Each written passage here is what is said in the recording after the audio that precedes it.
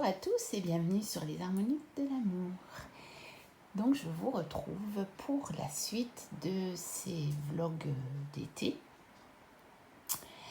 Et je vais aujourd'hui vous présenter tous mes jeux qui ont un rapport avec l'eau ou avec la mer. Alors, on commence directement avec le petit oracle de l'océan de Jessica Lee.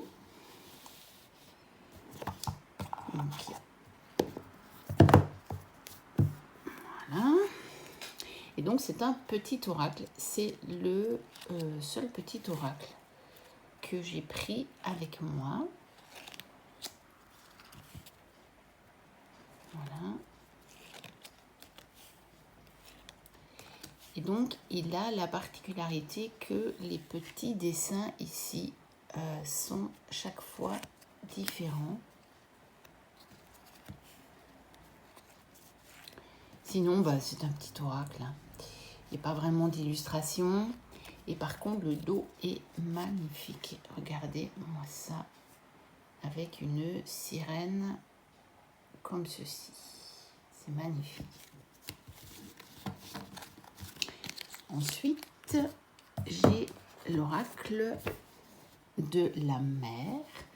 Connectez-vous au pouvoir guérisseur de l'eau de Pippa Best. Il y a un petit livret comme ceci. Donc, ce jeu-là est le petit oracle de l'océan. Vous retrouverez la review sur ma chaîne si vous voulez en savoir plus. Je les ai présentés. C'est un oracle qui possède des dos différents. Il y a des catégories de cartes, mais on peut très facilement aussi mélanger toutes les cartes. Et rien que le dos, c'est déjà toute une ambiance. Et puis, on a des photos. Voilà, on a des photos et un mot-clé avec une petite phrase clé. C'est pas évident pour la lumière. Je crois que je vais faire autrement. Voilà, j'ai inversé le sens. Je me suis mis de l'autre côté de la table parce que je pense que c'était ça qui faisait que la lumière n'était pas terrible. Donc voilà, résilience, croyance, curiosité, immensité, compassion. Voilà, il est totalement dans le thème de la mer et il est très pertinent. Ce jeu, c'est un beau jeu de guidance, on va dire. C'est pas de la divination pure, hein, mais c'est pas non plus un jeu purement développement spirituel, on va dire. C'est un petit peu voilà, c'est un bon jeu de guidance pour savoir un petit peu quand on se pose des questions sur une situation, quand on est un petit peu perdu. Alors, j'ai l'oracle de l'énergie de la mer, de Tinka et Emmanuel Iger, illustré par Jolan Najli. Dans un joli petit pochon bleu comme ceci, bleu ciel. On a un petit bouquin comme ceci, tout fin. Donc l'intérieur de la boîte est dans les tons de rose avec les contours en bleu. C'est très joli. Hein. C'est pastel et c'est très apaisant comme coloris. J'aime beaucoup. Voilà. Et le petit livret est aussi dans des tons de bleu rose et limite bleu plus rose qui fait une espèce de petit mauve très léger. Il y a deux sortes de cartes. On a des cartes guérison qui ont le dos clair et on a les autres cartes. Alors celui-ci, c'est un oracle un petit peu couteau suisse. Il permet de faire aussi bien vraiment de la divination que de la guidance et du développement personnel, spirituel. Il est très bien fait. Si vous voulez n'en avoir qu'un sur le thème de la mer, je pense que celui-ci est chouette, si du moins vous voulez un oracle qui vous permette de faire de tout, bien sûr. Parce que si vous préférez la guidance, pourquoi pas prendre l'autre. Voilà. Donc, il est très, très joli, celui-ci. J'aime beaucoup, beaucoup. Ensuite, j'ai le Ocean Dreams de Daniel Noël, le Mystic Oracle. Donc, celui-ci, par contre, c'est guidance et spiritualité. Donc, avec un livret assez épais, en anglais, bien sûr. Il n'a pas été traduit. Et d'ailleurs, il n'a pas été édité en mass market à ma connaissance. Il est seulement disponible sur le site de Daniel Noël. Donc voilà, le livret en papier glacé, tout en couleur aussi. Et alors, les cartes, sublimes. Voilà l'intérieur de la boîte, elle est magnifique. Le toucher des cartes est superbe. C'est tout doux. Voilà le dos des cartes. On se croirait à la plage, les yeux dans l'eau, et on a un visage qui néanmoins se dessine. On a les tranches comme ceci, mat. Et alors, on a les cartes comme ceci, sur lesquelles j'avais totalement craqué. Et c'est mon seul jeu de Daniel Noël. Je vous avoue que je n'ai pas encore craqué sur ces autres jeux. Il ne m'avait pas appelé du tout. Alors celui-ci sur le thème de l'océan, je n'ai pas résisté. Et peut-être qu'il restera mon seul jeu de Daniel Noël, je n'en sais rien. Je ne sais pas. Je ne peux pas le dire pour le moment. Parce que parfois les choses peuvent changer, parce que c'est pas non plus des jeux où je me suis dit ah non, ça je ne veux pas, j'aime pas du tout. Il y a des jeux pour lesquels je sais que normalement je les prendrai jamais, parce que réellement quand j'ai vu le jeu, je me suis dit non, ça c'est pas du tout pour moi. Ici pas, c'est juste que je me suis dit oui, ouais, c'est bien, mais sans plus. Et donc je ne peux pas vous dire ce qu'il en sera par la suite. Je suis un peu moins à l'aise que chez moi. J'ai pas mes habitudes. Enfin, chez moi. Je suis chez moi, mais que mon lieu de vie habituel. J'ai la nappe en toile cirée qui est là. Et donc, comme il fait assez chaud, je dois fermer les fenêtres pour faire les vidéos. Sinon, il y a trop de bruit. J'ai mes bras qui collent à la nappe. Il faudra que j'essaie de faire autrement. Et donc, je fais bouger le pied de caméra quand mon bras se décolle. Donc, c'est tout dire. Donc, l'oracle des messagers de l'eau, je ne pense pas que vous pourrez encore le trouver, de Liliane Richard. C'est un petit oracle auto-édité. Moi, je l'avais acheté sur un groupe de vente Facebook,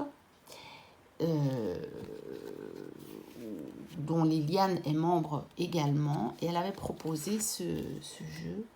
Et donc, moi, je l'avais pris.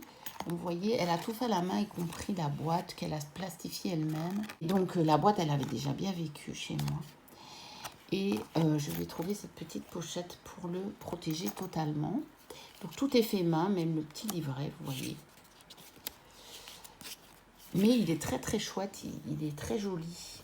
Alors, même les cartes, elle les a plastifiées chez elle, quoi, à la maison. Mais, et c'est un tout petit oracle, hein. C'est un tout petit format, je vous montre. C'est plus petit qu'un petit normand. Le normand, voilà, sur l'oracle de la mer, ce que ça donne. Et donc, il est très très joli. Et évidemment, comme c'est les messagers de l'eau, il est vraiment sur le thème de la mer en fait. Plus que sur l'eau proprement dit. Toutes les cartes qui m'échappent. Je vais essayer de mettre, j'en ai une autre nappe par-dessus pour les prochaines vidéos, parce que ça me gêne de coller à la nappe, et sinon je peux pas poser mes mains et mes bras, mais alors je vais avoir trop mal aux épaules à la fin de la vidéo.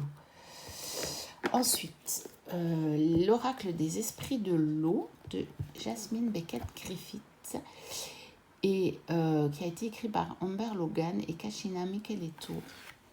Donc, c'est Jasmine qui a fait les illustrations. Et là, elle n'avait pas travaillé avec Lucie Cavendish. Donc, par contre, on a le même genre de livret. Voilà, avec déjà une espèce de poème. Puis, on a la description de la carte, on a le message divinatoire et on a un sens contraire. Bon, il y a pas mal de sirènes aussi. Je vous ferai une deuxième vidéo. Je vais faire des vidéos les plus courtes possibles pour qu'elles ne mettent pas 3 jours à charger. Et dans l'autre vidéo, je vous montrerai mes jeux vraiment sur les sirènes. Mais ici, il était entre les deux. Donc, j'ai vraiment essayé de couper les jeux en 2 parties équilibrées au niveau du temps. Donc, on connaît bien les illustrations de Jasmine Griffith. Alors, j'avoue que je ne m'en sers pas souvent, celui-ci. Mais j'ai vraiment envie de... J'ai envie de m'en servir ici pendant les vacances. Voir un peu ce que ça donne. Parce que je me dis quand même que... il couvre pas mal de choses. Alors ça, c'est le genre d'illustration de Jasmine que j'aime moins. Je préfère celles-ci qui font un peu plus peinture. Les autres, elles font plus dessin. J'aime un peu moins. Celle-ci est magnifique. Magnifique, magnifique. Voilà. Alors, le problème de ces cartes-là, pour moi, et encore, ici, on a quand même une espèce de mot-clé. Mais c'est que, malgré que je les trouve très belles, et c'est Sandrine, je crois, de la chaîne Sandrine Guidance, qui disait ça. Voici le dos. C'est que moi, à l'intuition, elles ne me parlent pas. Je trouve qu'elles ont toutes à peu près la même expression. Vous voyez, je n'arrive pas bien à distinguer les expressions, les nuances d'expression dans les visages. Alors moi, j'y arrive pas. À l'intuition, j'y arrive pas. Donc, j'ai besoin du livret. Mais bon, voilà. Après, c'est bien aussi. Et le dernier, c'est l'oracle des maîtres dauphins. Alors, j'ai vérifié. Visiblement, pour le moment, il n'est plus disponible.